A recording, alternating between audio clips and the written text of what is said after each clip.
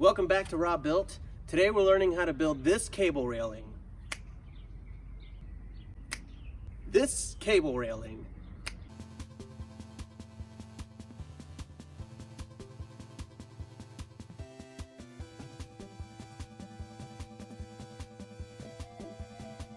I'm going to be utilizing the existing railing on my house.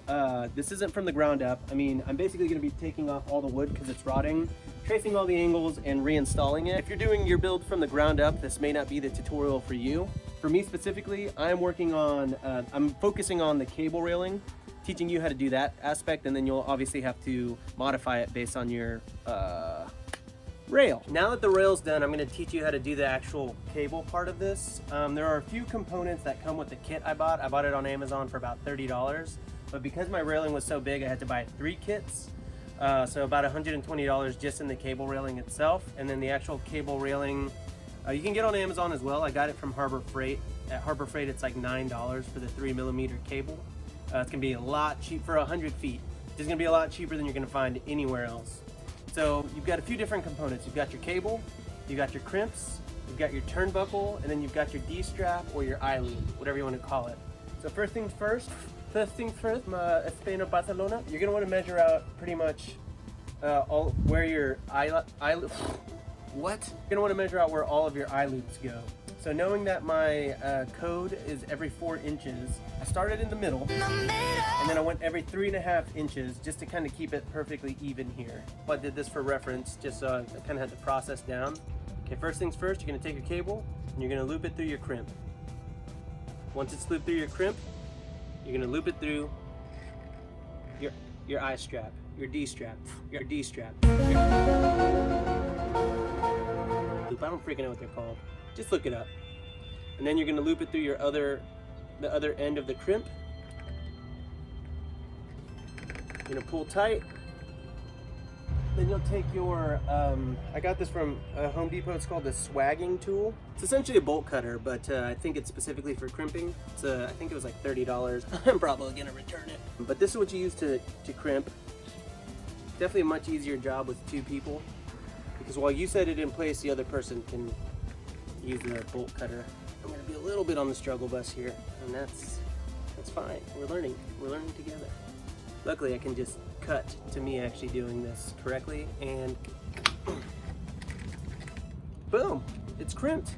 So the loop is a little bigger than I normally would like it, but you know, redoing it would require so much work. Next step, I'm gonna take your turnbuckle. All right, you wanna take your turnbuckle and completely open it to the widest position, because this is what you're going to use to get your slat. You're going to want to loosely put your cable in, and then you're going to use your turnbuckle to either tighten or loosen it, but really just tighten it. And that's how you get a very tight cable. Okay? You want your turnbuckle inside of your, let's just agree I'm going to call these eye loops. Cool?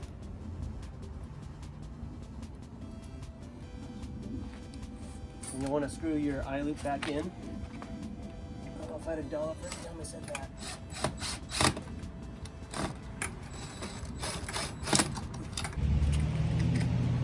And you're going to try to... Come on, cars! Come on, cars! And then here you're going to decide how much cable you really need. I like to leave a little bit extra, because I'm extra like that. And leave yourself some room for error. So I know just about right there. I bought these cable cutters from Harbor Freight. There's a FedEx truck. What does this guy do? I got these cable cutters from Harbor Freight for about $5. They are absolute garbage. Invest in good cable cutters if that's what you want to do. For me, I'm going to use my grinder to do it. Do not do this. It is very dangerous. Same process. Run your crimp through.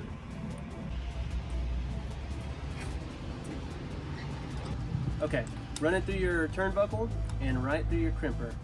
Right through your crimp. Be really careful when you're threading this, because you can stab yourself in the fingers with all the frayed cables. Cussed a lot doing this. Pull it tight again.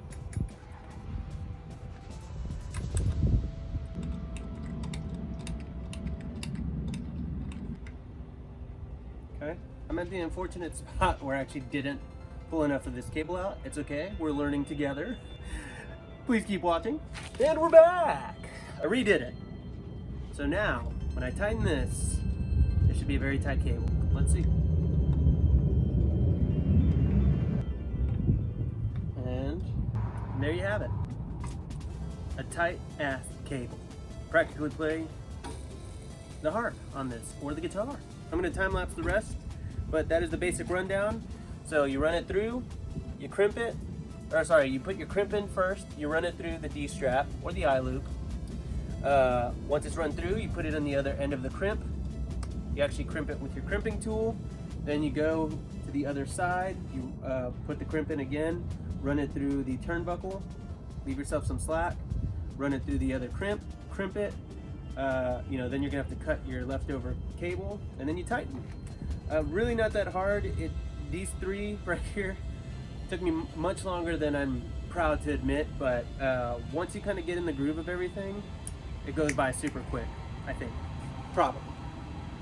So the way I just explained crimping your cable once you thread it through your eye strap does technically work, but towards the end of this tutorial you'll see I quickly changed my method. While this way works, it's just inefficient and more difficult to do if you're working alone, since you don't have anyone that can hold the cable while you crimp it.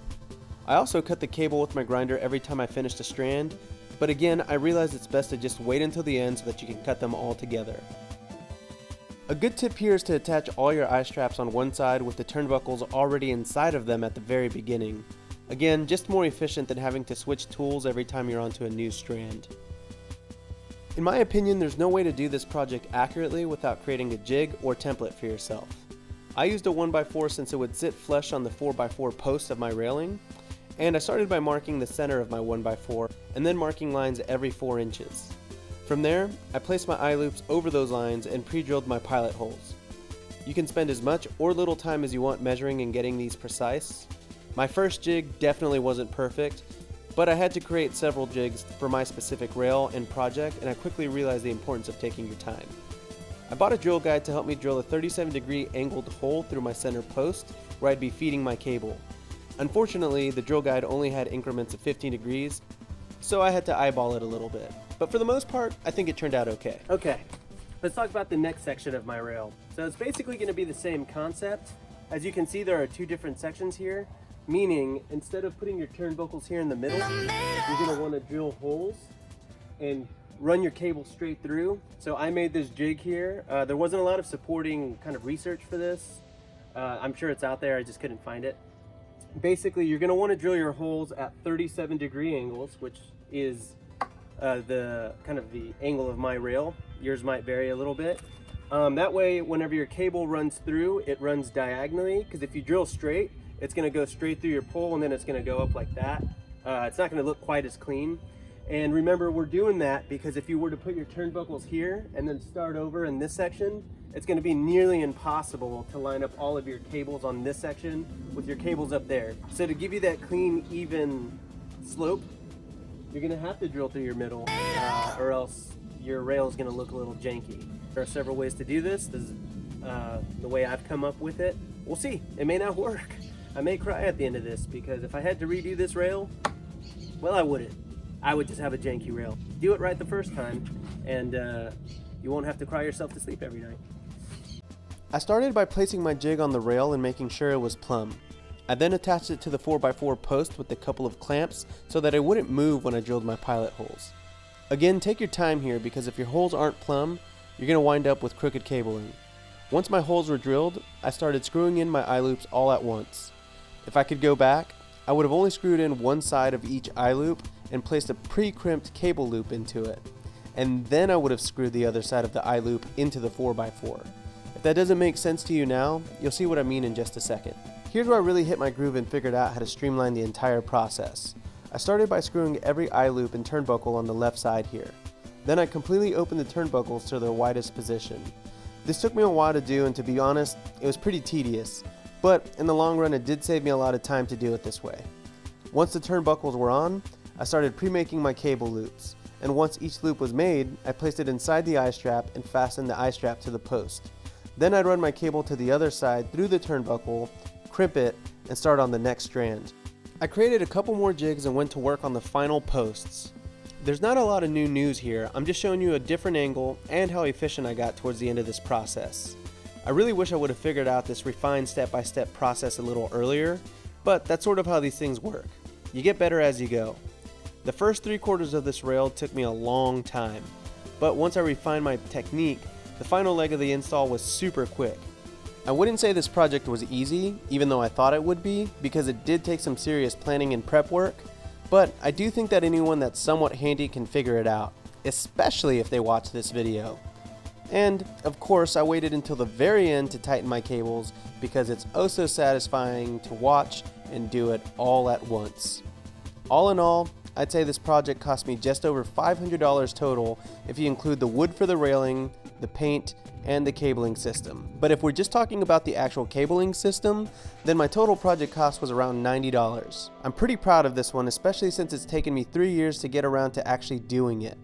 I hope you enjoyed this video. For more of my projects and weirdness, be sure to annihilate that subscribe button for me, okay?